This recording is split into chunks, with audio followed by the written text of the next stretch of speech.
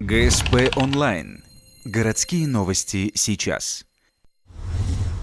Ухтинец приобрел банку черной икры за 1000 рублей. В субботу возле здания Центральной библиотеки к писателю Владлену Жуку подошел молодой человек. Парень представился сыном его давнего знакомого Михаила Семяшкина. Фамилия в республике распространенная, и юноша то ли угадал, то ли вправду сын товарища. Молодой человек хотел передать Владлену подарок – астраханскую черную икру. Взамен попросил лишь 1000 рублей.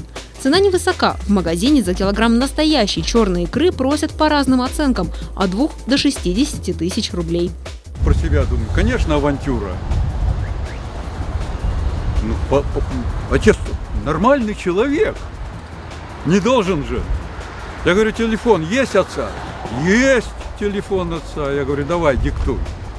Записал телефон отца.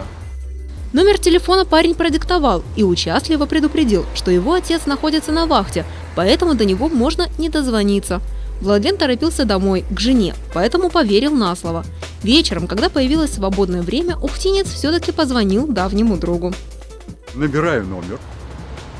А там такой женщина поднимает. Я говорю, Михаил дома. А там такой вот, да что вы сюда вообще ко мне пристали? Никакого Михаила нет, да пошли вы. Ну, я понял, все, накололи. Однако икру Владлен Жук все-таки попробовал. Говорит, что по вкусу ничем не отличается от настоящей.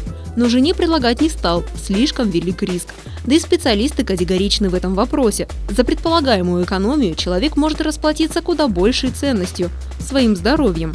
В этих продуктах может происходить накопление возбудителей инфекционных заболеваний и их токсинов.